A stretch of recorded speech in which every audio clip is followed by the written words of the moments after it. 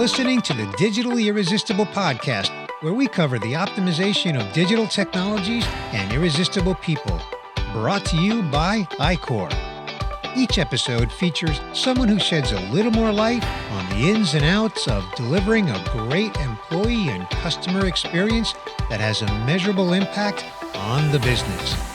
And now, here's today's guest. Hey there, welcome to another episode of the Digitally Irresistible podcast. I'm your host, Bernie Borges. Today's guest is Stephon Griffin. Welcome, Stephon. Hey, how's it going? Going great. Looking forward to having an invigorating conversation with you, Stephon, because you have shown very impressive initiative in your 4 years at iQor. You proposed a solution that was implemented under your leadership, and it's delivering phenomenal results. So, what I want to do in this episode, Stephon, is I want to discuss what led you to proposing this solution, how you got it implemented, and the results that we're seeing.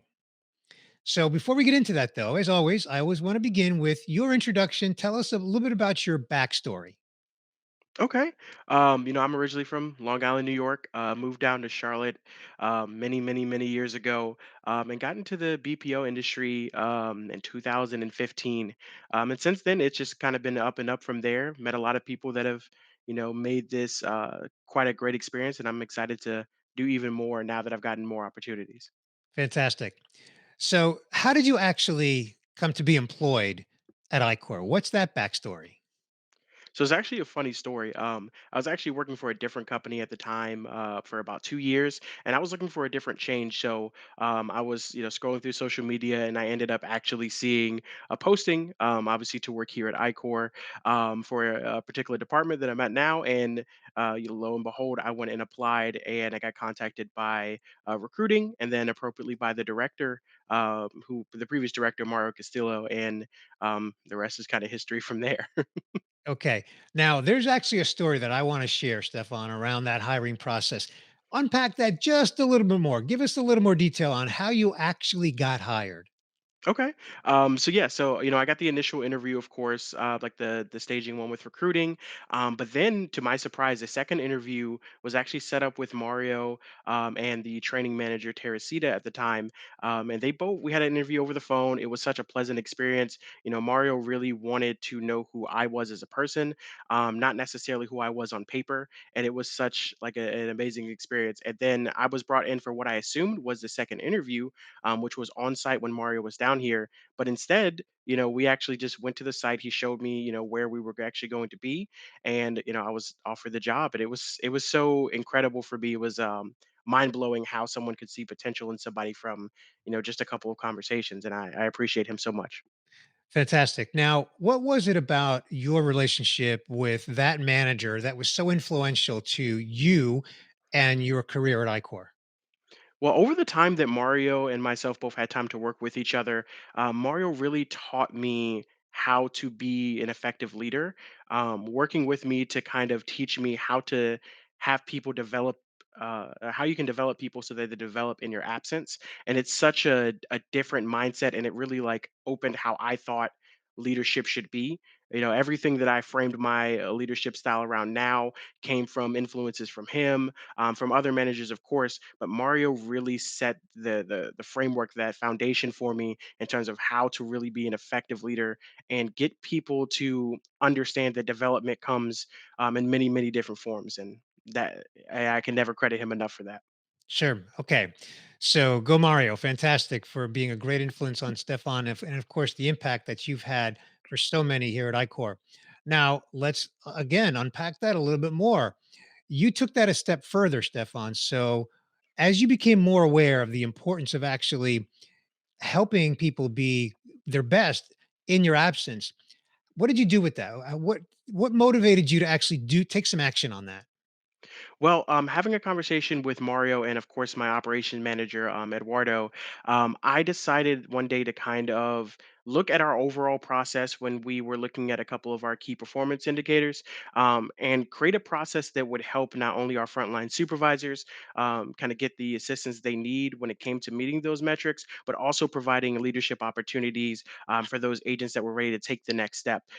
Ended up creating a program called the Agent Mentor Program. And I kid you not, I stayed up all night. It's one of the things, my biggest weakness is when I want something, I'm going to do it. So I stayed up all night over the Saturday night and then all day Sunday when I was off, creating this proposal for this program. I brought it to Eduardo, told him how I wanted to pilot it, what I needed, everything that I was going to do with it, and the performance I expected out of it within the first 30 and 60 days. And they greenlit the program, and I was actually able to run that all the way up until the pandemic. And then when the pandemic started, we kind of tried to transition it virtually, and eventually, now that we moved into a more of a sales focused program, we actually spiritually successed by the sales ambassador roles that we currently have going on now. Okay, you covered a lot of ground there in about a minute or two. I want to come back and unpack it just a little bit more because I know that there's a great story there. So you mentioned that you stayed up the weekend developing essentially the program pitch. So when you pitched it, what was the response? You know, um, I thought that at the time I was going to pitch this and have 1,001 answers. But at the same time, I was so familiar with how Eduardo was and how Mario are that when I created the proposal, I purposely created it to answer the questions I knew that they would have. So when I proposed it and had everything prepared for them, let them know that I was going to do this and that, here's the time frames and how I'm going to pilot it with which teams, they were just like, go do it. We trust you. We think that you're going to be able to take this program and make it work. So we trust you 100%, and gave me the green light. And I was able to roll that program out almost immediately. What did that do for your confidence? It skyrocketed, man. It really showed me that there was faith in me as a leader, to not only give me the full reins behind this program, but to also develop other leaders in the future space of this and create this program that would give so many people opportunities, and that my bosses were so ecstatic to see how it worked, and they never once micromanaged it or stepped in and said, hey, don't do this.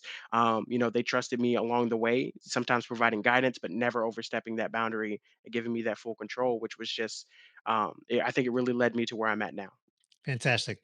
And what role were you in at the time? I was just an operations supervisor. So Wait, coming wait, step into, on. Just an operations supervisor. yes, sir, just a No, supervisor. no, no, sir. You were an Oh, operations supervisor and a very valuable one, a very talented one. So, okay, sorry, just had to make that slight little I got you. I correction there, got you. Stefan. Okay, so along the way, you also, as your career progressed, you became a trainer. Why don't you tell us a, a little bit about that journey as well? Absolutely. So, one of the training managers that we had here, her name was Teresita. She had asked me to step in and cover one of our classes because our trainer at the time was out. So I got to step in and roll a full 7-day training program through our normal new hire training curriculum. And at the end of that, I was so inspired to learn more and do more about how the trainers operate, what the adult learning theories were, and everything like that, that I immediately went to Eduardo and I was like, hey, I want to get certified as a trainer through iQor so I can deliver not only the same experience I have on the operations standpoint, but also the performance that I have on the training standpoint. And that was something that I really wanted to get into. Okay. And so when you went through that program, I know that there's multiple steps, right? There's level 1, there's level 2, there's level 3. Tell us a little bit about that journey as well, because I know you've got a story there on how you actually got that top certification. What was that journey like? Absolutely. So yeah, so there's currently 4 levels. I've taken 3 of the 4. Level 1 and level 2 are necessary in order to become an iQor certified trainer, and then there comes level 3, which is the curriculum development. And that's one of those stories I'm really proud of because when I thought about going that far, going that distance with there was another supervisor. Her name was Lakeisha, and she had actually told me that becoming a level 3 certifier was extremely difficult. When she took it, only 2 people had certified, and the people that were top certifiers, were corporate trainers, and that I should just aim to become a level 3 trainer, but not necessarily able to become like the best at it. And if you know me, as anybody who knows me, I don't like being told that I can't do something or that I shouldn't do something, if it's within, grasp for me. So when I took level 3, I stayed up. It's a 4-day training program, and at the end of day 3, they ask you to create a curriculum within 24 hours, right? And I stayed up all night, Bernie. I mean, I was up from the moment we left that training all the way up until I submitted it. And Therese, who is in charge of the trading certification program, until she told me that I can go to sleep and I certified and I was good, I had not taken a single wink of sleep.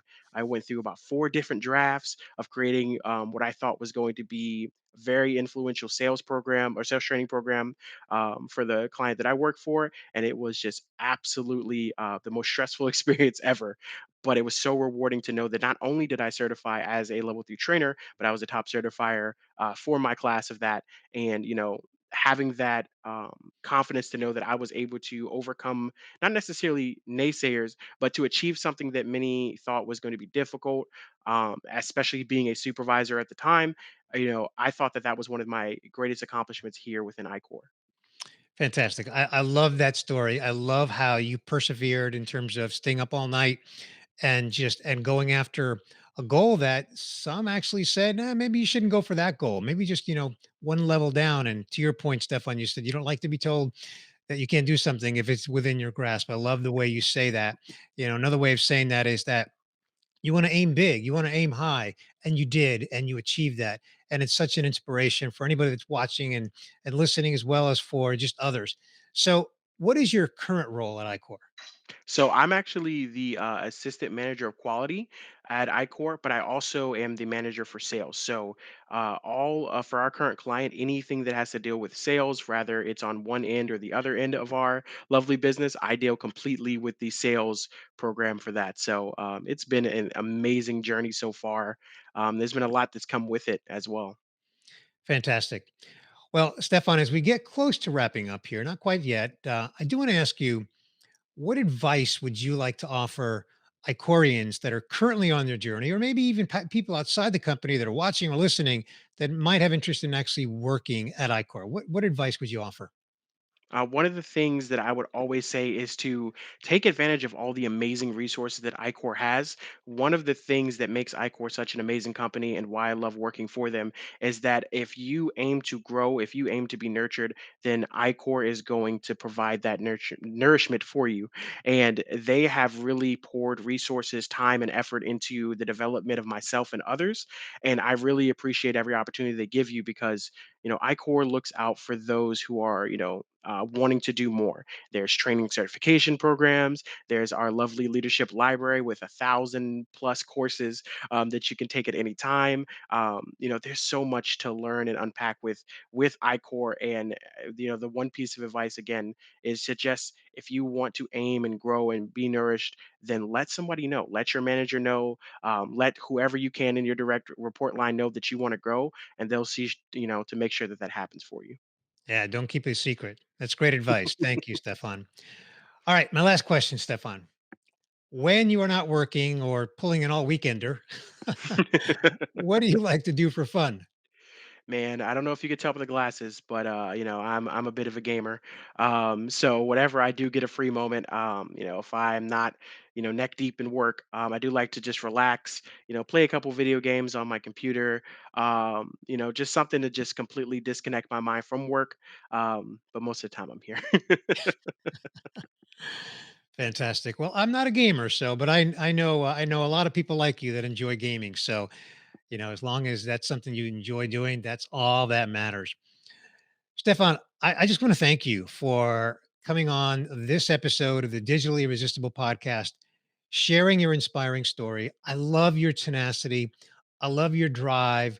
I love the inspiration that you provide. I mean, you inspire me. And I mean that. That is sincere. I just love your approach, your attitude. You've got a smile in your voice, not just on your face, it's in your voice. And so I just love everything about you. And I just want to thank you for taking the time to share your story here on the podcast. Awesome, and thank you for having me. It's been a great opportunity. Thanks for listening to this episode of the Digitally Irresistible podcast, where we cover the optimization of digital technologies and irresistible people, delivering a great employee and customer experience that has a measurable impact on the business. Brought to you by iQor. Be sure to subscribe on your favorite podcast player so you don't miss future episodes.